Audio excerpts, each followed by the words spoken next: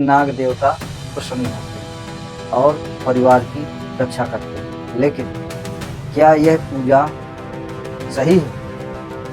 क्या इससे कोई वास्तविक लाभ होते हैं? तो सांप एक मांसाहारी जीव है, उसे दूध पचता नहीं। जबरदस्ती दूध पिलाना उसकी मौत का कारण बन सकता है। तो वैज्ञानिक भी मानते हैं कि दूध पिलाना सांपों पर क्रूरता है और यह उनकी प्राकृतिक भोजन व्यवस्था के खिलाफ है। इसलिए यह पूजा न केवल अंधविश्वास है बल्कि पशु जीव जंतुओं पर अत्याचार भी है। सांप कौन है? सांप एक तामसी जीव है। वेदों में कहीं भी नाग पूजा का आदेश नहीं। नागों की पूजा कैसे शुरू हुई? प्राचीन समय में लोग सांपों से डरते थे। जहरीले होने के कारण उन्हें शांत करने के लिए पूजा की परंपरा बनाई गई। कुछ लोक कथाएं बताती हैं कि सांपों को देवता का दर्जा दे दिया गया।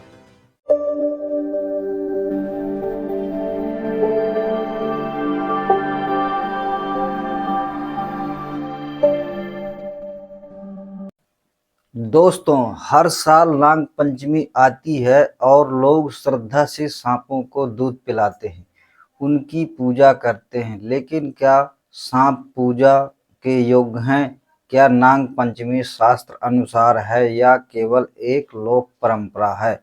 क्या वास्तव में इससे कोई पुण्य मिलता है या यह एक सिर्फ अंधविश्वास है?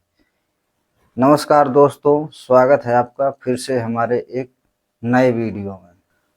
तो आज हम जानेंगे नाग पंचमी का छिपा रहस्य, क्या है इसके पीछे की सच्चाई। भारत में सावन मास के शुक्ल पक्ष की पंचमी को नाग पंचमी मनाई जाती है। लोग सांपों को दूध चढ़ाते हैं, दीवारों पर नाग की आकृति बनाकर उसकी पूजा करते हैं। कुछ जगहों पर नाग मंदिरों में विशेष पूजन होता है। मान्यता है कि इससे नाग देवता प्रसन्न होते हैं और परिवार की रक्षा करते हैं। लेकिन क्या यह पूजा सही है? क्या इससे कोई वास्तविक लाभ होते हैं? तो सांप एक मांसाहारी जीव है, उसे दूध पचता नहीं है। जबरदस्ती दूध पिलाना उसकी मौत का कारण बन सकता है। तो वैज्ञानिक भी मानते हैं कि दूध पिलाना सांपों पर क्रूरता है और यह उनकी प्राकृतिक भोजन व्यवस्था के खिलाफ है। इसलिए यह पूजा न केवल अंधविश्वास है बल्कि पशु जीव जंतुओं पर अत्याचार भी है। तो अब बात करते हैं शास्त्रों की।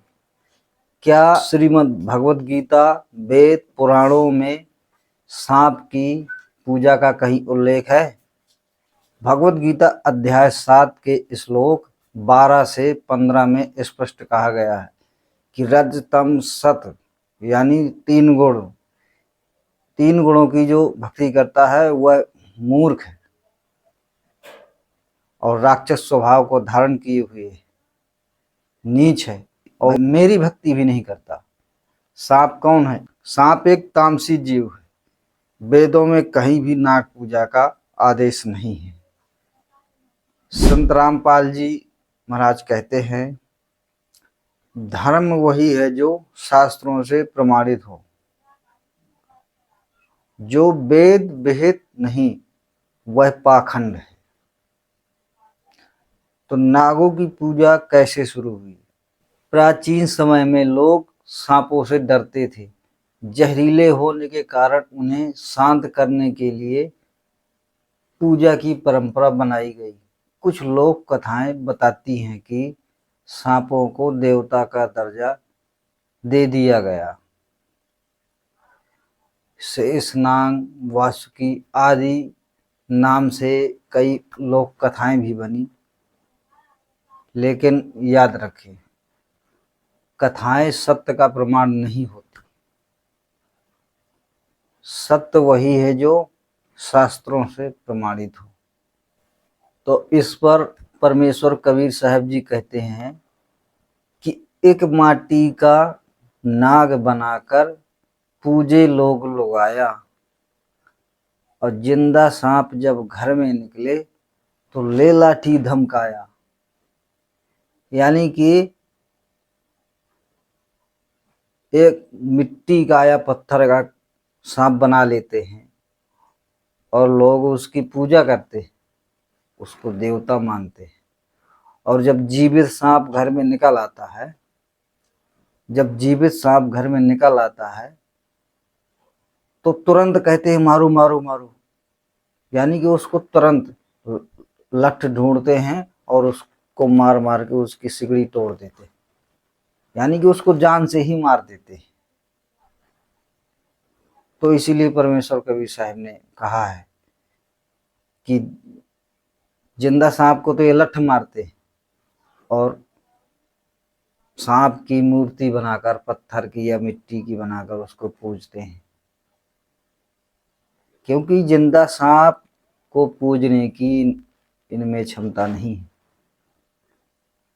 क्योंकि इनको डर है कि जीवित सांप हमको डस लेगा और हमारी मृत्यु हो जाएगी। तो पूर्णतः इंसान इन लोक परंपराओं में संलिप्त है। संत रामपाल जी महाराज जी ने स्पष्ट कहा है कि सांप की पूजा करना अंधविश्वास है। सद्भक्ति वही है जो शास्त्र सम्मत हो और जीव को जन्म मरण से छुड़ाए, ना कि सांपों की पूजा करने से। 84 लाख योनियों में सबसे श्रेष्ठ एक मानव योनि है जो सबसे बुद्धिमान मानी गई है, और ये योनि भक्ति के लिए ही मिलती है। और उन्हीं 84 लाख योनियों में एक सर्प योनि भी आती है जो कीट योनि में आती है। तो लोग भगवान को छोड़कर उस कीट योनि की पूजा करने में लग गए, जो पूर्णतः व्यर्थ है। इसका कहीं भी उल्लेख नहीं। संत रामपाल जी महाराज ने वेद, गीता, पुराणों से प्रमाण देकर बताया है कि ये व्यर्थ की पूजाएं, जैसे सांप की पूजा करना या अन्य पेड़ों की पूजा करना, ये सब व्यर्थ है। सांप की पूजा से पाप लगता है। केवल परमेश्वर कबीर साहिब की भक्ति ही मोक्ष देती है। लोक चरित्र और काल की पूजा से लाभ नहीं, हानि ही होती है। इसलिए यदि आप सच में जीवन का कल्याण चाहते हैं तो आज ही संत रामपाल जी महाराज के द्वारा बताए गए ज्ञान को सुने और समझें, उनसे उपदेश लेकर सद्भक्ति करें और अपना कल्याण करवाएं। क्योंकि मनुष्य का जीवन बहुत ही अनमोल है और इसे व्यर्थ में ना गंवाएं और इन व्यर्थ की पूजा में अपना जीवन नाश ना करें। क्योंकि यहाँ का जो राजा है, जो भगवान है, वह काल है, वह किसी को नहीं छोड़ता। यहाँ तक कि वो ब्रह्मा विष्णु शिव तक को बाद में खा जाता है। तो हम किस खेत की मूली हैं। इसलिए इन शास्त्र विरुद्ध साधना और पूजाओं को त्याग कर अब समय है आंखें खोलने का। अंधविश्वास छोड़ो और ज्ञान की ओर बढ़ो।